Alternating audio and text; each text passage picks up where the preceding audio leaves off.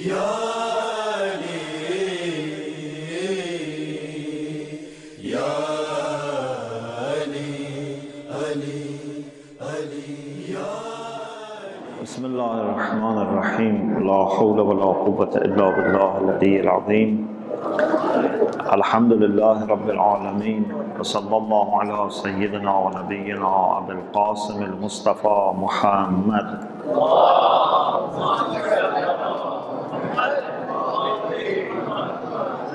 وعلى آله الطيبين الطاهرين لا سيما بقية الله في الأرضين أجل الله تعالى فرجه الشريف وجعلنا من أعوانه وأنصاره. I am grateful to Allah subhanahu wa ta'ala for giving me this opportunity to be with you and share with you our joy for the great occasion of Eid al-Ghadir. And I hope that inshallah what I'm going to say would be beneficial for all of us. And I hope that Allah subhanahu wa ta'ala gives us for the respect that we show to this occasion of Ghadir, more love and more understanding of wilayah of Ahlul Bayt alayhim as-salam. Alhamdulillah alladhi ja'alana min al-mutamassikeen bi wilayat Ali ibn Abi Talib wal a'immat al-ma'sumin alayhim as-salam.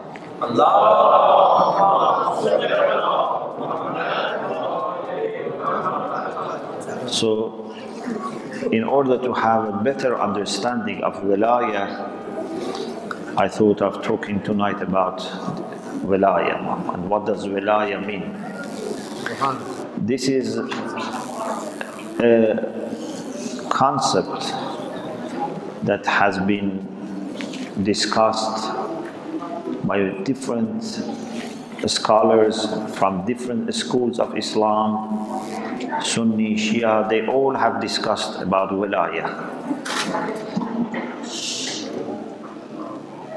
But it seems that still this concept is not sufficiently known. Not only we have not been able to know awliyaullah, even we have not been able to understand the concept of wilayah, let alone to know the wali. Everyone knows verses in which term wali is mentioned. For example,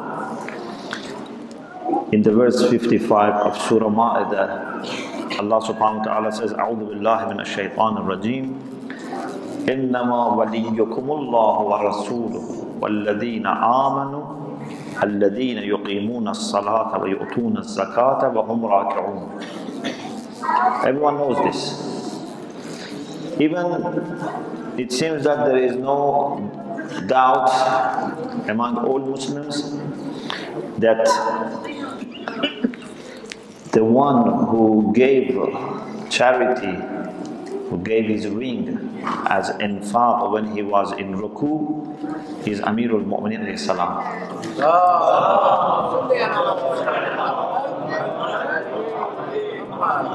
But then there is a diversity of opinion about what does it mean, innama waliyukumullah. So some people say, it means your friends, your beloved is Allah, is Rasulullah, and then all mu'mineen. Because it says, alladhina amanu, doesn't say in a singular way, it's plural. So, a very significant ayah which has been revealed to identify who is wali is unfortunately respectfully left aside by saying wali means something else. So the ayah is not used as a proof. Why? Because a wali means something else. They don't say we don't accept ayah, but they say it means something else. And there are many cases like this. Or when Rasulullah said, Man kuntu mawla fahadha aliyun mawla, they say mawla means friend. If you have taken me as your friend, now you should take Ali as your friend. So the term wali and the root wilaya is something which has not been well received. Unfortunately, even we followers of wilaya, we Shia also have not completely grasped the meaning of wilaya. So we are one step ahead, but still we haven't reached the point. So what I am trying to do is to reflect on the notion of wilaya and see what is wilaya, and then how can we strengthen our wilaya. I have been thinking for some years, and then I came to this conclusion, and I'm going to share with you. I have also mentioned this in some of my works. If you are interested, you can follow it up. Wilaya seems to be a type of relation. So it's a relation between two or more people. It can be a relation between you and Allah subhanahu wa ta'ala. Allahu waliyul ladina amanu. So for mu'mineen, Allah is their wali. And it is interesting that this relation is mutual. So Allah is wali for mu'mineen, and also mu'mineen are wali for Allah. Inna awliya Allah la khawfun alayhim wa lahum yahzanun. So Allah is wali for mu'mineen, and mu'mineen are awliya for Allah subhanahu wa ta'ala. So we are talking about a type of relation that also is mutual. It's not just from top to bottom or from bottom to top. It can be both. Also, it's a relation that is between us and those leaders that are appointed by Allah subhanahu wa ta'ala. So not only Allah is our wali, also Rasulullah is our wali. Innama waliyukumullah wa rasuluhu. Ahlul Bayt are our awliya. But in the same way, we are also their awliya. They are our mawla, we are also their mawali. So the relation is again mutual. And also it can be horizontal. Al-mu'minuna wal-mu'minat ba'duhum awliya'u ba'd. All the believers are wali for each other. You are my wali, I am your wali. Every mu'min is wali for another mu'min. Now, the question is, what does this relation involve? Is it just love? Is it just friendship? Or it's more? We should know that similar relation, with some differences that inshallah I will explain, also exists between kuffar and their masters. And I mean by kuffar not atheists, I mean by kuffar those who are against faith. Because there are faithless people who are not against faith. Kafir, Allama Tabatabai says in Al-Mizan Volume 1 that many times in the Quran means kufr al-juhud, because we have 4 types of kufr. Normally when we say kafir, means someone who is deliberately, knowingly rejecting the truth and standing as a barrier between the truth and people. This is the meaning of kafir. Some people think kafir means everyone who has no Islam is kafir. No. This is a particular sense. So kuffar also have their own wilayah. وَالَّذِينَ كَفَرُوا أَوْلِيَاؤُهُمُ الطَّاغُوتُ. So if Allah is wali for mu'mineen, in the other side also you have friends or followers of shaitan whose wali is taghut. And also among themselves, shayateen also are awliya for each other. So wilaya is not necessarily showing that there is sacredness, there is holiness. No, it depends whose wilaya you have. Do you have wilaya of Allah and Rasulullah and Ahlul Bayt, or you have wilaya of shaitan and satanic people? So wilaya is like imama. Imama by itself doesn't mean it's good or bad. We have a'immatan yad'una ila an-nar. Yeah? And we have a'immatan yahduna bi-amrina. So wilaya is a type of relation that exists between two groups of people with their masters. What we have in the party of Allah subhanahu wa ta'ala, the camp of Allah subhanahu wa ta'ala is first, so I'm talking about different elements in wilaya. First, ma'rifah. Can you have wilaya without ma'rifah? It's impossible. You say, I have wilaya of someone but I don't know him. This doesn't work. Wilaya without knowing is like loving without knowing who is your beloved. Let's say a young boy said to his parents, I need to get married. They said, why? He said, because I have fallen in love. Now you have to help me. They said, okay. We go and propose marriage. Who is the one that you have fallen in love? He said, any girl. They said, this doesn't make sense. If it's love, love belongs to a beloved. You cannot say, I love someone but I don't know who is that person. This doesn't work. You cannot say, I have wilaya but I don't know who is my wali, who are my awliya. I don't know them. It doesn't work. Ma'rifah is the first step for coming into the relation of wilaya. This is why Sunni Shia, they all have narrated that Rasulullah sallallahu alaihi wasallam said,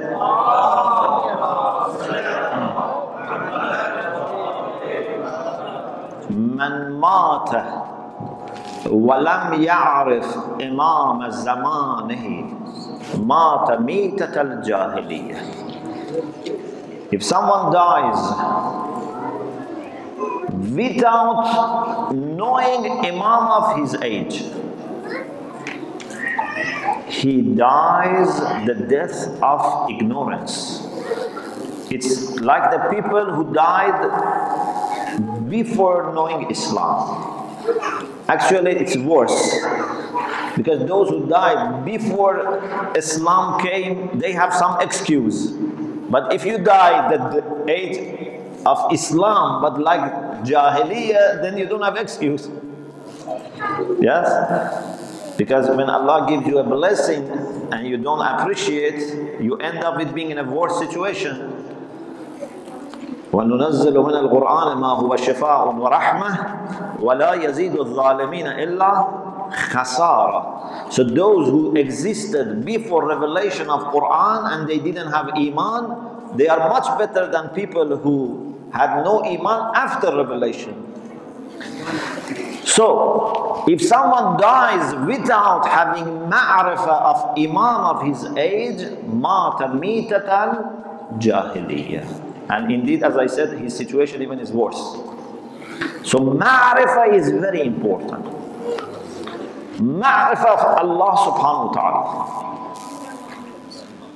How much we can know Allah subhanahu wa ta'ala? There is no limit. If we day and night try to improve our ma'rifah of Allah subhanahu wa ta'ala, still we can learn more. Still there is much more to discover. When Rasulullah says, "Ma arafnaka haqqa ma'rifatik," we have not known you in the way that you deserve, then we know that we have not had even a little of ma'rifah of Allah subhanahu wa ta'ala. So a mu'min who wants to have a strong wilayah should spend time, energy, make efforts to know Allah subhanahu wa ta'ala more and better. Ma'rifah of Rasulullah, ma'rifah of Imams, ma'rifah of Imam of our time is needed. How can we know them? One part of it is coming to majalis, listening to lectures, madrasa, but this is not enough. You have to have plans for a study, serious study, systematic study, not just scattered ideas, bits and pieces.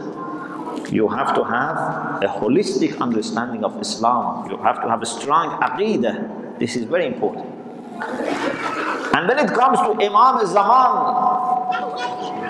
your ma'rifah cannot be what is written in the books of aqa'id. This is a very important point.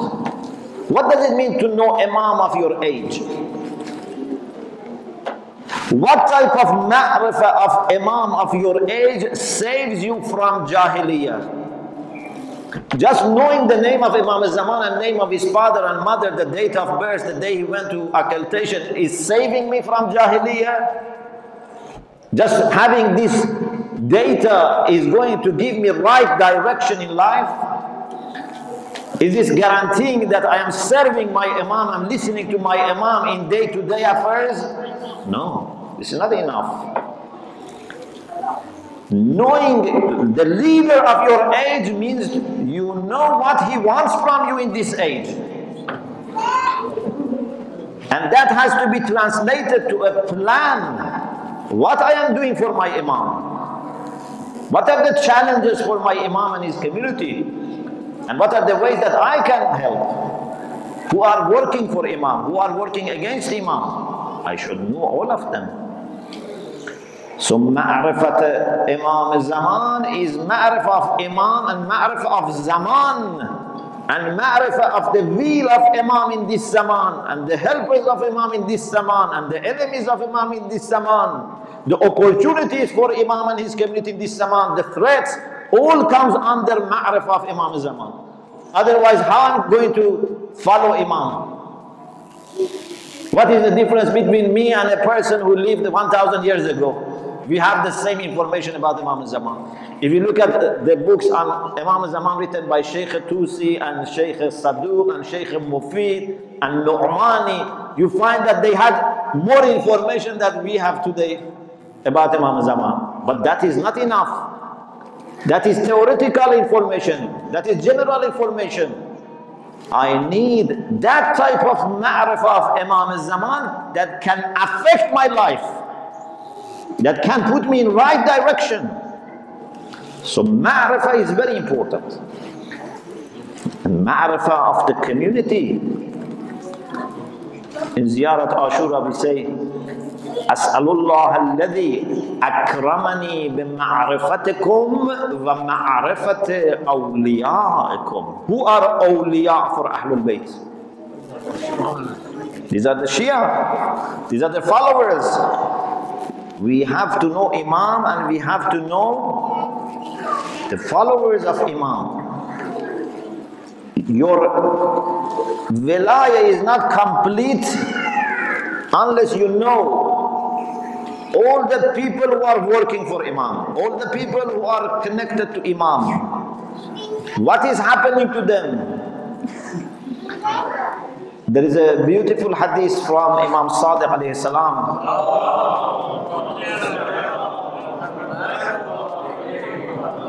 About the rights of mu'mineen over each other. The huquq, the rights that mu'mineen have over each other. When Imam Sadiq alayhi salam mentions these rights, then at the end he says,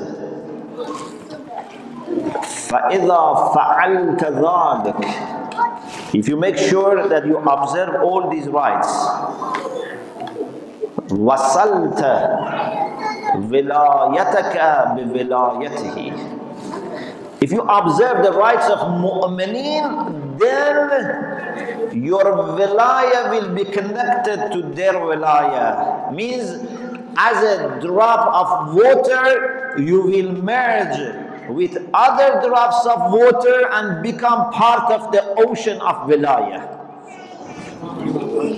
Wilaya is not one drop with Imam, another drop with Imam, another, no. Wilaya is an ocean. If you want to become part of that ocean, you have to merge with other mu'mineen and form the community, real community. A community that has full understanding of each other, full sympathy for each other, love for each other, they die for each other. This is the community. Every day we are supposed to start our day with Du'a Ahd. What is the significance of Du'a Ahd? Imam Sadiq alayhi salam, several generations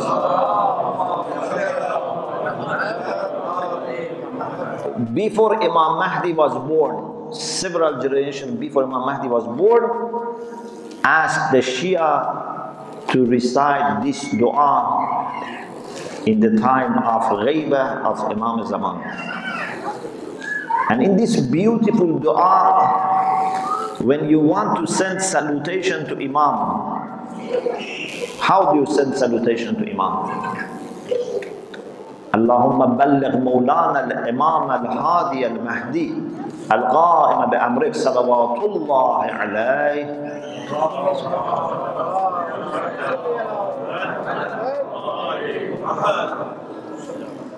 عن جميع المؤمنين والمؤمنات.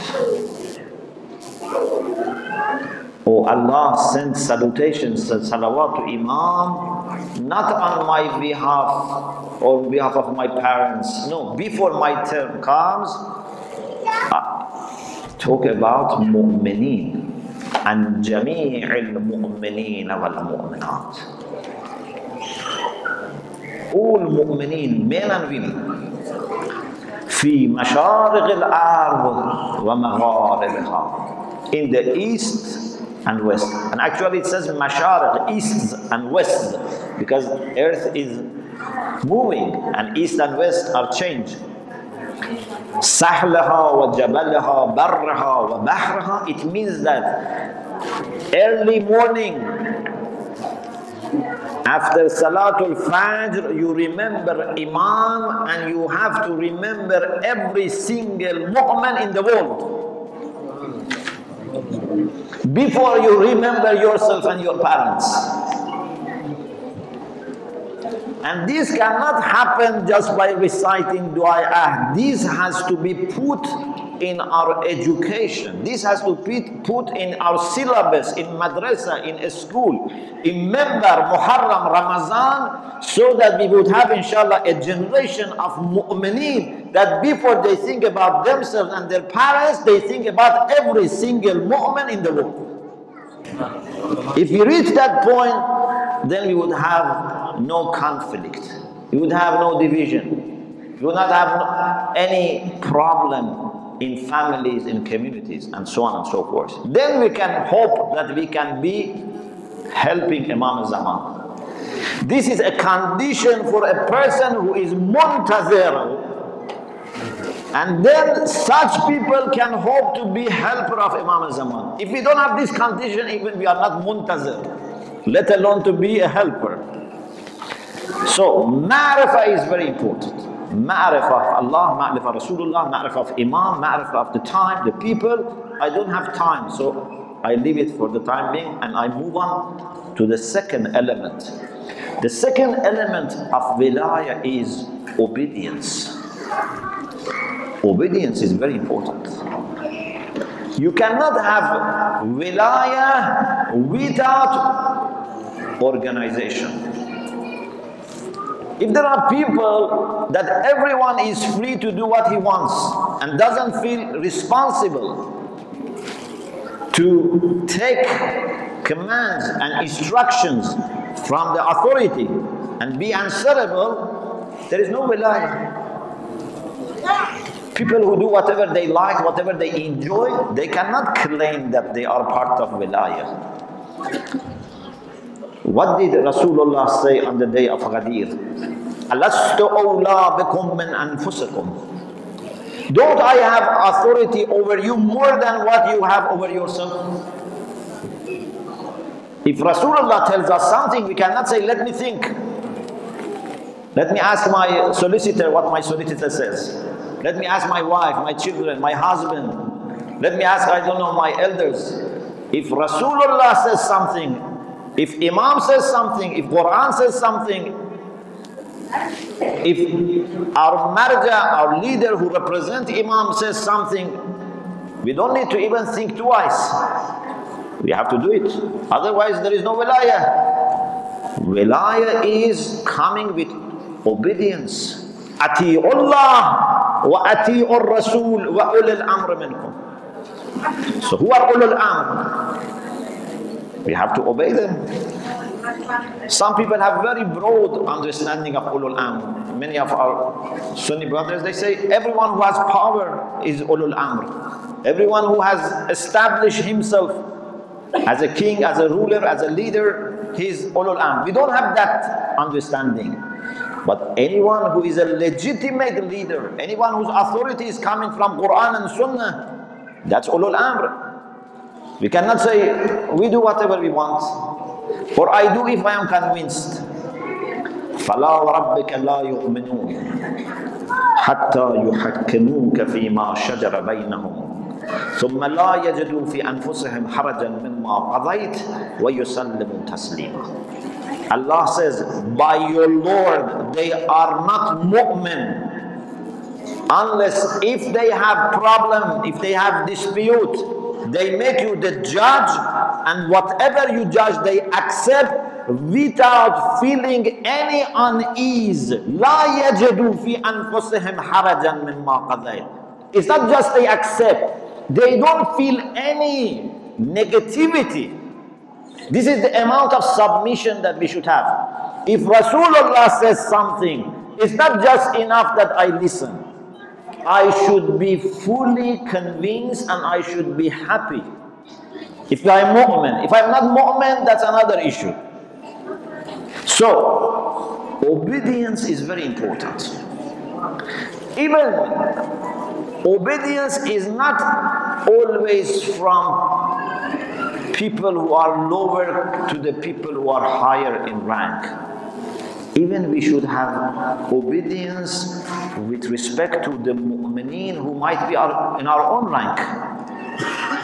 Al-mu'minuna wal-mu'minat. Look at this beautiful ayah. Al-mu'minuna wal-mu'minat ba'duhum awliya'u ba'd. All the believers are vali for each other.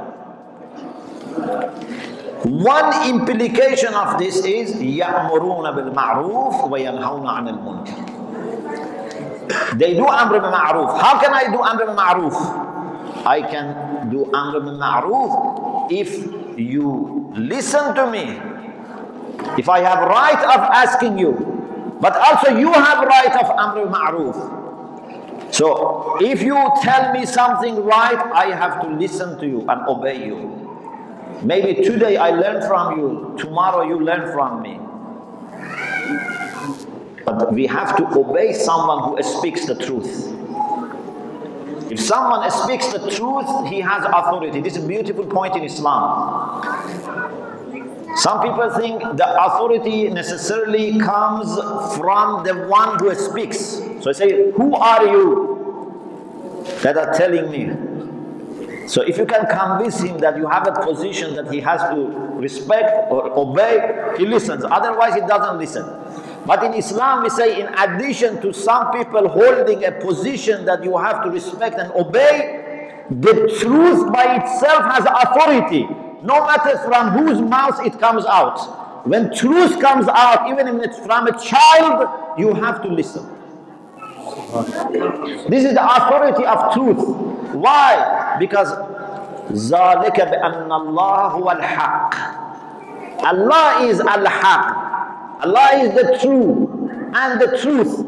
And anything truthful is a manifestation of Allah subhanahu wa ta'ala. So sometimes I say, if there is a dispute between husband and wife, and the other party is telling the truth and we don't accept, we are not just fighting that person, we are indeed fighting Allah subhanahu wa ta'ala. Because it's not important who is telling the truth. Truth is a manifestation of absolute truth, which is Allah subhanahu wa ta'ala. So if you don't accept the true word of your wife or husband, you are showing enmity to Allah subhanahu wa ta'ala. So obedience is needed.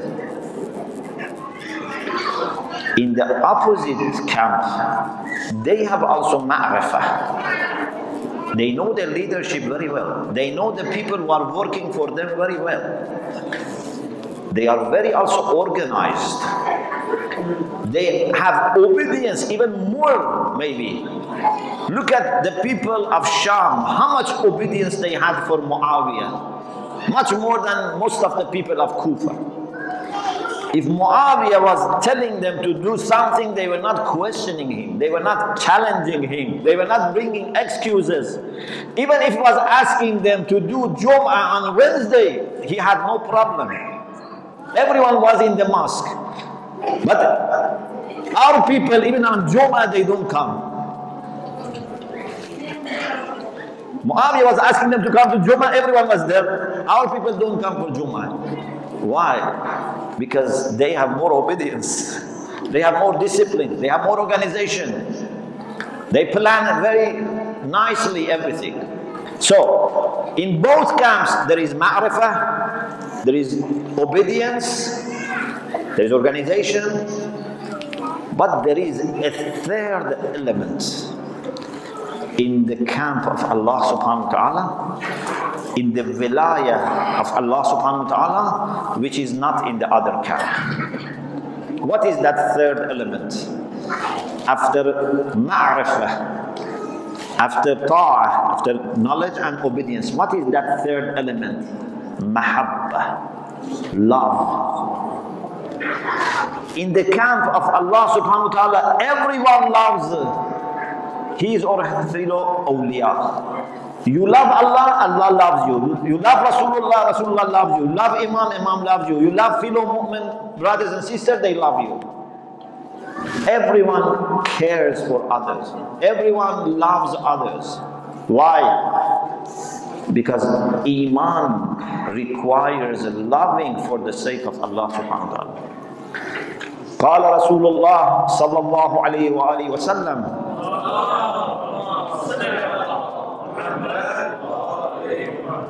والذي نفسي بيده لن تدخلوا الجنة حتى تؤمنوا. By the one who has my life in his hand, you don't enter heaven unless you are faithful. وَلَن تُؤْمِنُوا حَتَّى تَحَابُّوا. And you are not mu'min unless you love each other. So, we say Usuluddin are 5. Tawheed, Nubuwwah, Ma'ad, Imam and Adl is correct. But there is also something which is missing, and that is to love for the sake of Allah subhanahu wa ta'ala. That is very important. Rasulullah sallallahu alaihi wasallam asked his companions, Ayyuhar al-Iman awthaq, which handhold of Iman is the strongest, is the firmest? What is urwatul wusqa for Iman? The firmest handhold. Some said Salat. Rasulullah said Salat is important but not the firmest. Some said Zakat, no. Siyam, no. Whatever they mentioned, no. Rasulullah then himself said, Al-Hubbu fillah wal-Bughdu fillah. If you love for the sake of Allah and dislike for the sake of Allah, that is the firmest hand. Such a person would never fail. If your love for people and for things is coming from your love for Allah, you don't have any problem. It's like a person has given control to Allah subhanahu wa ta'ala. If Allah has taken your control, then you don't go to the right direction. Because our control is based on our love and hatred. This is the way we move, the way we act. So, in the camp of Allah subhanahu wa ta'ala, there is love in dunya and akhirah. Even in akhirah, they don't forget each other. Mu'mineen would not forget each other. Mu'mineen that meet each other in masjid, in other good places, they work together for Imam al-Zaman. Inshallah, in akhirah also, they do shafa'ah for each other. They will not forget each other. Ulama do shafa'ah, mu'mineen do shafa'ah, Ahlul Bayt do shafa'ah. They don't forget each other. Even sometimes a father do shafa'ah for his family, a mother can do shafa'ah. There is a hadith that a person on the day of judgment will be judged and Allah says you can go to heaven. But his family cannot join him. They haven't done that much of good things that can be with him. Maybe not heaven, maybe not in the same rank. Then he says, look at this. This is mentality of mu'min. A mu'min would not just want to save himself. A mu'min wants to save everyone. So he says to Allah subhanahu wa ta'ala, Amiltu li wallahum. Oh Allah, whatever I did was for myself and for my family. Then Allah says, let them join him without dividing what he has done into the number of the family. And this is Quran. أَلْحَقْنَا بِهِمْ ذُرِّيَّتَهُمْ وَمَا أَلَتْنَاهُمْ مِنْ عَمَلِهِمْ مِنْ شَيْءٍ. We let their progeny join them without reducing from their reward. This is mu'mineen. The love of mu'mineen, dunya and akhirah for each other is there. What about the other party? When you look at them, you think they love each other. When you look at them, you think they are very united. But no, there is no unity. It's just discipline. Everyone works as they want him to do, but they don't love their masters. تَحْسَبُهُمْ جَمِيعًا. When you look at them, you think they are very united. وَقُلُوبُهُمْ شَتَّى. But their hearts are divided. Right now, for dunya, for money, for power, for position, they work together. But they don't love each other. Like two partners in business, that only because of money they are together. The day they realize they can be better off if they work separately, they separate. There is no love, there is no unity, there is no concern. It's just for some practical reasons that they are together. Like modern understanding of family. Unfortunately, in the modern understanding of family, you live with someone just for practical reasons. Because you don't want to be alone at home. You want someone with whom you can share your bills, and so on and so forth. There's no love, there's no unity. And as soon as the husband or wife realize they can be better off if they are separate, they say, I don't want to see you. This is unfortunately the way family has become in liberal societies, and this is the way that unfortunately we are also getting into it if you are not careful. So, for practical reasons, they work together, but they don't love each other. On the day of judgment, this becomes manifest. On the day of judgment, they will not be resurrected as friends, they will be resurrected as enemies. Why? Because they were enemies. الأخلاء يومئذ بعضهم لبعض عدو إلا المتقين. All the friends become enemies except muttaqin. Muttaqin remain friends. Apart from muttaqin, they become enemies because they were enemies. But it was covered. It was covered. So, there are three elements in wilayah of Allah subhanahu wa ta'ala. The wilayah in which there is nur, there is light, there is guidance, there is truth, there is justice. Ma'rifah, ta'ah, mahabbah. In the opposite camp, there is ma'rifah, there is ta'ah, no mahabbah.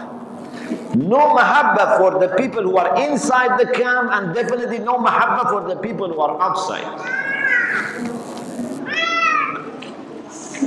Now you understand ayah 56 of Surah Ma'idah. 55 was إنما وليكم الله ورسوله والذين آمنوا الذين يقيمون الصلاة ويؤتون الزكاة وهم راكعون. What is 56? من يتولى الله ورسوله والذين آمنوا فإن حزب الله هم الغالب. So now you understand that wilayah is to form hizb,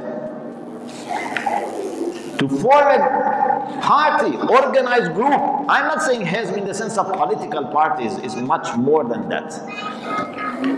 You have to organize yourself. So wilayah and tawalli is very clearly defined in the Quran if we understand it. So we have Hizbullah, we have Hizbul Haq, we have Hizb of Light, means organized camp. And we have Hizbul Shaitan, Hizbul Batil. How many groups of people we have? Do we have only two Hizbs? Or we have more Hizbs? It seems that we have only two Hizbs, but three groups of people. How it comes? How we can have only two camps, but three groups of people? We have people who have organized themselves in Hizb of Allah subhanahu wa ta'ala. We have people who have organized themselves in Hizb of Batil. And we have people who are not organized, who have not adopted any aims and objectives for their life. They are not under any leadership. Quran says, Muzabzabin. They are people who are sometimes moving towards east, towards west. No clear direction, no principle. They just do what suits them.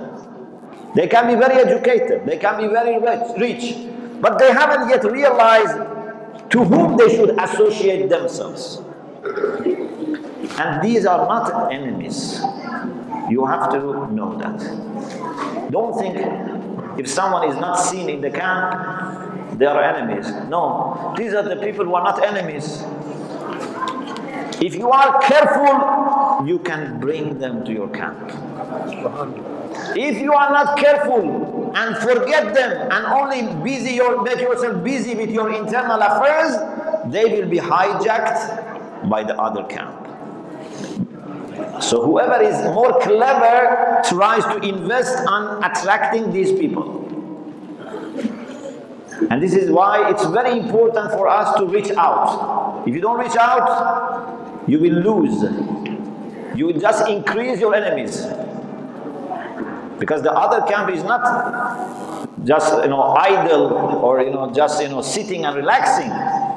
They are working day and night with everything to take those people to their side and make them against you. if you are not careful. We should do the opposite. We should reach out and work with them. So we have 2 camps but 3 groups of people. Who is in the camp of Haqq? This is something that you cannot decide by names. You say, okay, my name is Ali, Hussein, Fatima, Zahra, so I'm in this camp. No. No one can decide this by names. No one even can decide this by who is praying, who is fasting, who is going for Hajj. No. In the time of Rasulullah, you couldn't understand mu'mineen just by appearance. We had many munafiqeen inside Medina. On the day of Ghadir, you couldn't see who really believes and who doesn't believe, because everyone paid allegiance. In Ashura, you were not able to see who is right, who is wrong based on Salat and Zakat. No. It's not something that you can decide by name, by Salat, by Zakat, by Ziyarah, by crying. No.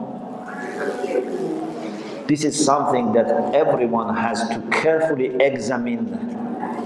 Is my life dedicated to promoting the cause of haqq and justice or not?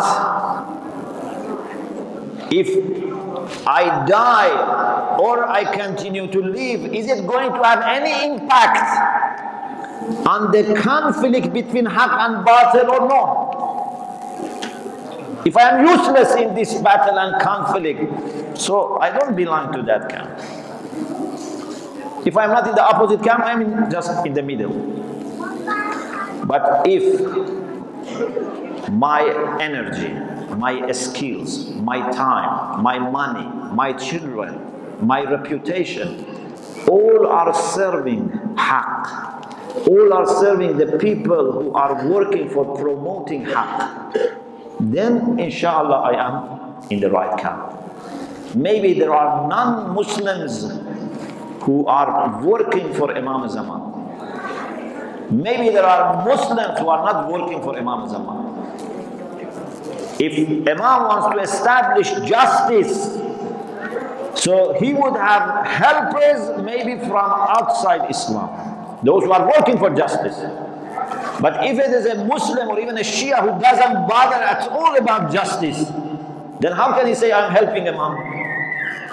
If you have a medical doctor, for example, who is working hard, struggling to cure ill people, who is helping him?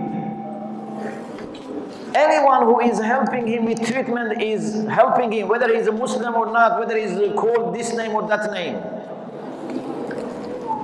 Of course, I'm not saying they are equal, but I'm saying that your main direction in life is important. This is the life which is not the life of Jahiliyyah. If you are moving in the same line and direction that your Imam is moving, then inshallah you are with Imam. If you are not careful, other people will come and replace you. And they will have the honor of helping Imam. We ask Allah subhanahu wa ta'ala to hasten the reappearance of Imam Zaman Ajjalallahu ta'ala farajahu sharif. We ask Allah subhanahu wa ta'ala to increase our ma'rifah and our ta'ah and our love for Imam Zaman and mu'mineen. May Allah subhanahu wa ta'ala enable us to be that generation who would pave the way for coming of Imam Zaman. May Allah make all our progeny at the service of truth and justice. May Allah give shifa to all the brothers and sisters who are ill. May Allah send His unlimited rahmah to all mu'mineen who have passed away, the martyrs, the teachers, the ulama, the maraja, our parents, and also the marhumeen, the mu'mineen who passed away in Mina, in Hajj this year. May Allah send His rahmah to all of them. May Allah subhanahu wa ta'ala make our community a community which is pleasing Imam Zaman. May Allah make our families which please Imam Zaman. May Allah make our centers and institutions which please Imam Zaman. And may Allah make the last moment of our life the best moment of our life. Wa akhiru da'wana and alhamdulillahi rabbil alamin.